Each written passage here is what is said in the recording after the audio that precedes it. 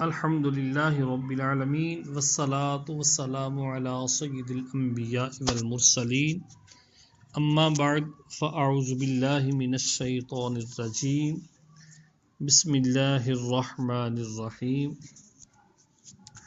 صدر الشریعہ بدر الطریقہ حضرت علامہ مولانا مفتی امجد علی اعظمی رحمۃ اللہ تعالی علیہ بہار شریعت کے حصہ نمبر 2 جلد نمبر 1 اور صفحہ نمبر 362 پر موضوع پر مسح کے بارے میں احادیث نقل فرماتے ہیں۔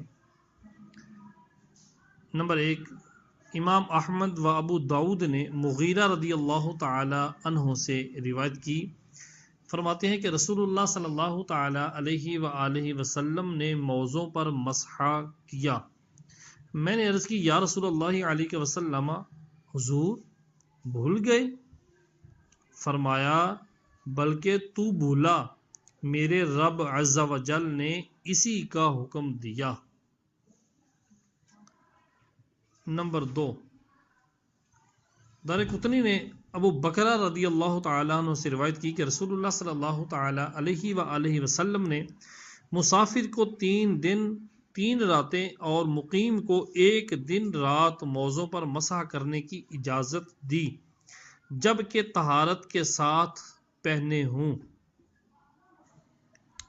حدیث نمبر 3، ترمذی و نسائی صفوان بن عسال رضی اللہ تعالی عنہ سے راوی، جب ہم مسافر ہوتے رسول اللہ صلی اللہ تعالی علیہ وآلہ وسلم حکم فرماتے کہ 3 دن راتیں ہم موضع پر مسح کریں، موضع نہ اتاریں مگر بوجہ جنابت کے، لیکن پاخانہ اور پیشاب اور سونے کے بعد نہیں۔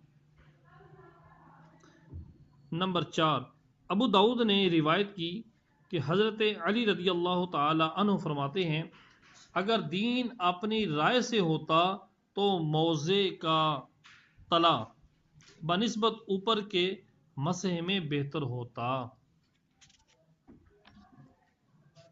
نمبر 5، ابو داود و ترمذی راوی کے مغیرہ بن شعبہ رضی اللہ تعالیٰ عنہ کہتے ہیں کہ میں نے رسول اللہ صلی اللہ تعالی علیہ وآلہ وسلم کو دیکھا کہ موضوع کی پشت پر مسح فرماتے ہیں۔ موضوع پر مسح کرنے کے مسائل۔ جو شخص موزہ پہنے ہوئے ہو وہ اگر وضو میں بجائے پاؤں دھونے کے مسح کرے تو جائز ہے، اور بہتر پاؤں دھونا ہے، بشرط یہ کہ مسح جائز سمجھیں۔ اگر کوئی بندہ موزے پہنے ہوئے ہو اور وہ وضو میں پاؤں دھونے کے بجائے مسح کرے تو یہ بات اس کے لیے جائز ہے، اور پاؤں ہی دھونا یہ بہتر ہے، لیکن اس صورت میں اس کو مسح کے جواز کا علم ہونا چاہیے کہ مسح بھی جائز ہے، اس کو جائز سمجھے۔ اور اس کے جواز میں بکثرت حدیثیں آئی ہیں جو قریب تواتر کے ہیں۔ تواتر سے مراد ہے کہ نبی علیہ الصلوۃ والسلام سے لے کر آج تک ایک جماعت ایسی ہے جو مسح کے قائل ہیں۔ سرکار صلی اللہ تعالی علیہ وسلم کی احادیث آپ نے سنی، آپ علیہ الصلوۃ والسلام سے لے کر اب تک کثرت کے ساتھ لوگ اس مسح کو جائز سمجھتے ہیں اور کرتے آ رہے ہیں۔ اسی لیے امام کرخی رحمۃ اللہ تعالی علیہ فرماتے ہیں کہ جو اس کو جائز نہ جانے اس کے کافر ہو جانے کا اندیشہ ہے۔ امام شیخ الاسلام فرماتے ہیں کہ جو اسے جائز نہ مانے گمراہ ہے۔ امام اعظم اہل سنت و جماعت کی علامت دریافت کی گئی۔ امام اعظم علی رحمہ سے اہل سنت و جماعت کی علامت پوچھی گئی تو آپ نے فرمایا، تفضیل الشیخین و حب الختنین و مسح الخفین، یعنی حضرت امیر المؤمنین ابو بکر صدیق و امیر المؤمنین فاروق اعظم رضی اللہ تعالی عنہما کو تمام صحابہ سے بزرگ جاننا اور امیر المؤمنین عثمان غنی و امیر المؤمنین علی المرتضی رضی اللہ تعالی عنہما سے محبت رکھنا اور موضوع پر مسح کرنا. اور ان تینوں باتوں کی تخصیص اس لیے فرمائی کہ حضرت کوفہ میں تشریف فرما تھے. امام اعظم رضی اللہ تعالی عنہ آپ کوفہ میں تشریف فرما تھے اور وہاں رافضیوں ہی کی کثرت تھی، تو وہی علامات ارشاد فرمائی جو ان کا رد ہیں. اس روایت کے یہ معنی نہیں کہ صرف ان تین باتوں کا پایا جانا سنی ہونے کے لیے کافی ہے. یعنی علامت شے میں پائی جاتی ہے، شے لازم علامت نہیں ہوتی. یعنی بعض اوقات ہوتا تو یہ ہے کہ علامت تو کسی چیز میں پائی جاتی ہے، لیکن علامت کا پایا جانا یہ اس بات کو لازم نہیں ہے کہ جس چیز کی علامت پائی گئی وہی لا محالہ یہ چیز ہے. جیسے حدیث صحیح بخاری شریف میں وہابیہ کی علامت فرمائی سیماہم التحلیق، ان کی علامت سر منڈانا ہے. اب اس کی یہ معنی نہیں کہ سر منڈانا ہی وہابی ہونے کے لیے کافی ہے، یا جو سر منڈاتا ہے وہ وہابی ہے، یا خالی سر منڈانا ہی وہابی ہونے کے لیے کافی ہے، سر منڈانی ہے تو وہابی بن گیا. اس کی یہ معنی نہیں ہے. اور امام احمد بن حنبل رحمۃ اللہ تعالی علیہ فرماتے ہیں کہ میرے دل میں اس کے جواز پر کچھ خدشہ نہیں. موضوع پر مسح کرنے کے بارے میں امام احمد بن حنبل فرماتے ہیں کہ میرے دل کے اندر اس مسح کے جواز پر کچھ خدشہ نہیں کہ اس میں 40 صحابہ سے مجھ کو حدیثیں پہنچی ہیں. 40 صحابہ کرام ایسے ہیں کہ جن سے احادیث مجھے مسح کے بارے میں پہنچی ہیں. اس وجہ سے میرے دل میں موضوع پر مسح کرنے کے بارے میں کوئی شک و شبہ خدشہ نہیں ہے. مسئلہ نمبر 1، جس پر غسل فرض ہے وہ موضوع پر مسح نہیں کر سکتا، اس کے لیے ضروری ہے موضع اتار کر پاؤں دھوئے گا، غسل کرے گا. نمبر 2، عورتیں بھی مسح کر سکتی ہیں. مسح کرنے کے لیے چند شرطیں ہیں. نمبر 1، موضع ایسے ہوں کہ ٹخنے چھپ جائیں، اس سے زیادہ ہونے کی ضرورت نہیں. اور اگر 1 انگل کم ہو، جب بھی مسح درست ہے، ایڑی نہ کھلی ہو. موضع پہننے کے لیے ضروری ہے. موضع کی چند شرطیں ہیں جن کو جاننا سمجھنا ضروری ہے کہ موضع ایسے ہوں کہ ٹخنے جن سے چھپ جائیں، اس سے زیادہ اوپر پنڈلی کی طرف حاجت نہیں ہے. اور اگر 1-2 انگل کم ہو، جب بھی مسح درست ہے، ایڑی نہ کھلی ہو، نیچے سے ایڑی نہ کھلی ہو، اور اگر 1-2 انگل کم ہے تو بھی مسح درست ہے. نمبر 2، پاؤں سے چپٹا ہو کہ اس کو پہن کر آسانی کے ساتھ خوب چل پھر سکیں. ایسا موزہ پہنا ہوا ہو جو پاؤں سے چمٹا ہوا ہو کہ جس کو پہن کر بندہ بآسانی چل پھر سکے. نمبر 3، چمڑے کا ہو یا صرف اس کا تلا چمڑے کا اور باقی کسی اور دبیس چیز کا، یعنی موٹی چیز کا، جیسے کرمچ وغیرہ. یعنی اگر خالی اس کا نیچے والا تلا جو ہے وہ چمڑے کا ہے، اس کے علاوہ باقی حصہ موٹی کسی چیز کا ہے، تو بھی اس پر مسح کر سکتے ہیں. نمبر 3، ہندوستان میں جو عموماً سوتی یا اونی موزے پہنے جاتے ہیں، سوتی یا اونی موزے پہنے جاتے ہیں، ان پر مسح جائز نہیں، ان کو اتار کر پاؤں دھونا فرض ہے. جرابیں وغیرہ پہن لی جائیں تو ان پر مسح کرنے کو جواز سمجھے، ایسا نہیں ہے. جرابوں پر یا اونی اور سوتی کپڑے کے کوئی ایسے موزے بنے ہوئے ہوں جراب ٹائپ کے، ان پر مسح جائز نہیں ہے. لہذا ان کو اتار کر پاؤں دھوئے جائیں گے۔ جی، چوتھی شرط، وضو کر کے پہنا ہو۔ جس موزے پر مسحا درست ہے اس کے لیے شرط یہ ہے کہ وضو کر کے موزہ پہننا ہو، یعنی پہننے کے بعد اور حدث سے پہلے ایک ایسا وقت ہو کہ اس وقت میں وہ شخص باوضو ہو، خواہ پورا وضو کر کے موزہ پہن لے یا صرف پاؤں دھو کر پہنے، بعد میں پورا وضو کر لیا۔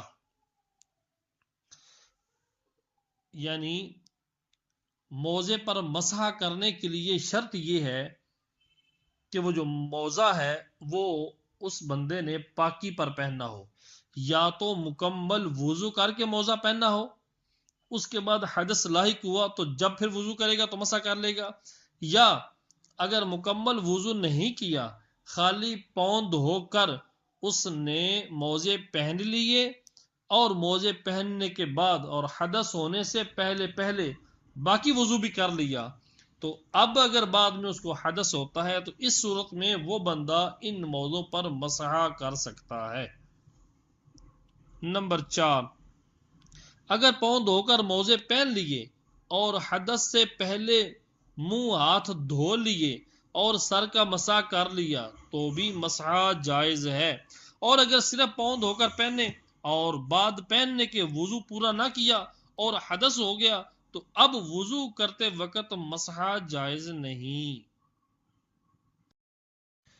مسئلہ نمبر 5، بے وضو موزہ پہن کر پانی میں چلا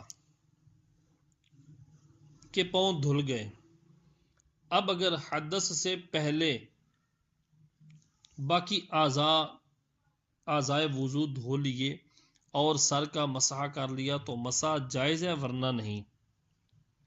یعنی بے وضو موزہ پہن کر پانی میں چلا، وضو نہیں ہے، موزہ پہنا اور پانی میں چلا، اس طرح چلا کہ اس کے پاؤں دھل گئے، موزے کے اندر پانی گیا اور پاؤں دھل گئے۔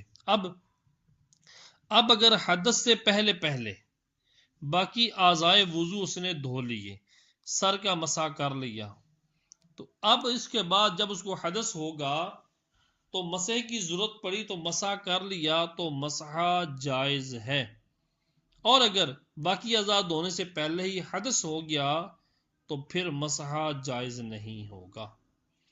مسئلہ نمبر 6، وضو کر کے ایک ہی پاؤں میں موزہ پہنا اور دوسرا نہ پہنا یہاں تک کہ حدث ہوا تو اس ایک پر بھی مسح جائز نہیں، دونوں پاؤں کا دھونا فرض ہے۔ نمبر 7، تیمم کر کے موزے پہنے گئے تو مسح جائز نہیں ہے۔ اگر تیمم کر کے موزے پہنے، اس کے بعد اب دوبارہ پانی میسر ہو گیا تو اب وہ مسح کرنا چاہتا ہے موزوں پر تو مسح نہیں کر سکتا۔ نمبر 8، معذور کو صرف اس ایک وقت کے اندر مسح جائز ہے جس وقت میں پہنا ہو، ہاں اگر پہننے کے بعد اور حدث سے پہلے عذر جاتا رہا تو اس کے لیے وہ مدت ہے جو تندرست کے لیے ہے۔ معذور شرعی جس کے حکام آ رہے ہیں، معذور شرعی کو صرف اس ایک وقت کے اندر مسح جائز ہے، یعنی جب اس نے معذور شرعی نے وقت شروع ہوا تو اس نے وضو کر لیا اور وضو کر کے اس نے مسح کیا، تو جس وقت میں پہنا ہو، ہاں اس اگر پہننے کے بعد اور حدث سے پہلے عذر جاتا رہا، پاکی پر اس نے موزے پہننے تھے اور موزے پہننے کے بعد حدث سے پہلے اس کا عذر جاتا رہا جس کی وجہ سے معذور تھا، معذور شرعی بنا ہوا تھا، وہ عذر اس کا حدث سے پہلے چلا گیا تو اس کے لیے وہ مدت ہے جو تندرست کے لیے ہے، یعنی اگر مقیم ہے تو ایک دن ایک رات، اور اگر مسافر ہے تو وہ معذور 3 دن 3 راتوں تک مسح کر سکتا ہے۔ نمبر 5، पांचवी शर्त बयान करने लगे हैं मौजे पहनने के लिए कि ना हालत जनाबत में पहनना ना बाद पहनने के जुनब हुआ हो। यानी मौजा हालत जनाबत में अगर पहन रहा है तो उस पर भी मसहा नहीं कर सकता, और ना ही मसहा करने के बाद जुनबी हुआ, वुजू करने के बाद मसहा पहना फिर जुनबी हो गया, तो अब भी इस वुजू को मसहे को बरकरार नहीं रख सकता। वुजू करने के लिए इसको उतार कर पांव धोना जरूरी होंगे। मसला नंबर 9, जुनब ने जनाबत का तयम्मुम किया और वुजू करके मौजा पहना तो मसहा कर सकता है। जुनब ने जनाबत का तयम्मुम किया और वुजू करके मौजा पहना तो मसहा कर सकता है, मगर जब जनाबत का तयम्मुम जाता रहा तो अब मसहा जायज नहीं। जुनबी बंदा जिसने जनाबत का तयम्मुम किया, पानी ना होने की वजह से या पानी है और गुस्ल करने में नुकसान होता है, उसने तयम्मुम कर लिया, तयम्मुम करने के बाद और वुजू करके मौजा पहना, वुजू करके मौजा पहना, तो फिर बाद में अगर हदस लाहिक हुआ तो मसा उस पर कर सकता है, उस मौजे पर मसा कर सकता है। मगर जब जनाबत का तयम्मुम जाता रहा, किसी वजह से इतना पानी मिल गया कि उसका तयम्मुम जाता रहा जनाबत वाला, या फिर ऐसी सूरत बन गई कि वो उज़र जिसकी वजह से वो जुनबी था और गुस्ल नहीं कर सकता था, वो उज़र जाता रहा, अब उसका वो जनाबत वाला तयम्मुम जब जाता रहा तो अब वो उस वुजू वाले मसे पर मजीद मसहा नहीं कर सकता, उसको मोजे उतार कर पांव धोना पड़ेंगे। नंबर 10, जुनब ने गुस्ल किया मगर थोड़ा सा बदन खुश्क रह गया और मोजे पहन लिए और कबले हदस के उस जगह को धो डाला। जुर्मी ने गुस्ल किया मगर थोड़ा सा बदन उसका खुश्क रह गया, तो क्या किया, मोजे पहन लिए और हदस से पहले पहले उस जगह को भी धो डाला जो गुस्ल करने में रह गई थी, तो मसहा जायज है। और अगर वो जगह आज़ाए वुजू में धोने से रह गई थी, और अगर वो जगह आज़ाए वुजू में धोने से रह गई थी और कबल धोने के हदस हुआ, अब धोने से पहले पहले हदस हो गया, तो मसहा जायज नहीं, क्योंकि मसे के लिए हमने अर्ज किया था अगर खाली पांव धो लिए, बाकी वुजू नहीं किया, खाली पांव धो के मौजा पहन लिया, तो हदस होने से पहले पहले वुजू का पूरा होना जरूरी है। अगर कोई वुजू रह गया, धोने से रह गया और हदस लाहिक हो गया, तो अब उस बंदे के लिए मसहा करना जायज नहीं। छठी शर्त मौजा पहनने के लिए मुद्दत के अंदर हो और उसकी मुद्दत मुकीम के लिए 1 दिन 1 रात और मुसाफिर के वास्ते 3 दिन और 3 रातें हैं। यानी मुकीम बंदा मौजे पर मसहा कर सकता है, लेकिन वो मसे की मुद्दत मुकीम के लिए 1 दिन 1 रात है। 1 दिन 1 रात के लिए जितनी नमाजें आएंगी, जितनी बार वुजू करेगा, हर बार वो मसहा कर सकता है। इसी तरह मुसाफिर बंदा 3 दिन 3 रातों के लिए है, तो उसके लिए भी जितनी नमाजें आएंगी 3 दिनों के अंदर, 3 दिन तक उस मुद्दत के अंदर अंदर वो मसहा कर सकता है। जो ही मुद्दत खत्म हुई उसका मसहा टूट जाएगा। मौजे उतार कर, अगरचे बावुजू है, मौजे उतार कर पांव धोना उसके लिए जरूरी होगा, अगरचे के बाकी वुजू उसका कायम है। मसला नंबर 11, मौजा पहनने के बाद पहली मर्तबा जो हदस हुआ उस वक़्त से उसका शुमार है। मौजा पहनने के बाद पहली मर्तबा जो उसको हदस हुआ उस वक़्त से उसकी मुद्दत का शुमार होगा। मसलन सुबह के वक़्त मौजा पहना और ज़ोहर के वक़्त पहली बार हदस हुआ। सुबह के वक़्त पहली बार मौजा पहना और ज़ोहर के वक़्त उसको पहली मर्तबा हदस हुआ, तो मुकीम दूसरे दिन ज़ोहर तक मसहा करे اور مسافر چوتھے دن کی ظہر تک۔ بندے نے فجر کی نماز کے لیے وضو کیا، وضو کرنے کے بعد اس نے موزے پہن لیے۔ اب موزے پہن لیے تو جب تک یہ باوضو ہے اس کی مدت ابھی شروع نہیں ہوئی مسح کی۔ اگر یہ بے وضو ہوتا ہے ظہر کی نماز کے وقت، جب ظہر کی نماز کے وقت یہ بے وضو ہوا، جب ظہر کی نماز کے وقت بے وضو ہوا تو اب جب یہ وضو کرے گا تو موزے پر مسح کرے گا۔ اب یہ ٹائم نوٹ کر لیں، اب اس کی مدت مسح شروع ہو گئی ہے، مدت مسح اب شروع ہو گئی ہے۔ اور مسافر بندہ اس کی بھی مدت تو شروع ہو گئی، لیکن وہ چوتھے دن تک ظہر تک جتنی نمازیں آئیں، جتنی بار وضو کرے موزوں پر مسح کر سکتا ہے۔ مسئلہ نمبر 12،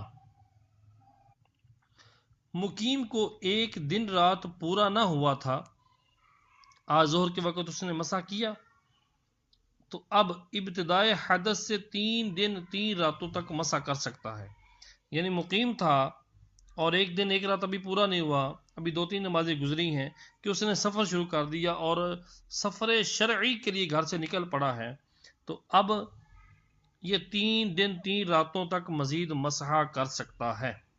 اور مسافر نے اقامت کی نیت کر لی، مسافر ہے اقامت کی نیت کر لی، اور اگر ایک دن رات پورا ہو چکا جو مسافر تھا پہلے، اور اس کے لیے مدت مسح 3 دن 3 راتیں تھیں، لیکن جب یہ مسافر چلا اور اس نے اب اقامت کی نیت کر لی، اگر اقامت کی نیت کی ہے اور اس کے لیے ایک دن ایک رات پورا ہو چکا ہے تو اب اس کا مسح جاتا رہا اور پاؤں دھونا فرض ہو گیا، اور نماز میں تھا تو نماز جاتی رہی، اور اگر 24 گھنٹے پورے نہ ہوئے تو جتنا باقی ہے، اب وہ جو مسافر تھا مقیم ہو چکا، اگر وقت کچھ باقی ہے تو ایک دن ایک رات پورا کر لے، مدت مسح کر سکتا ہے۔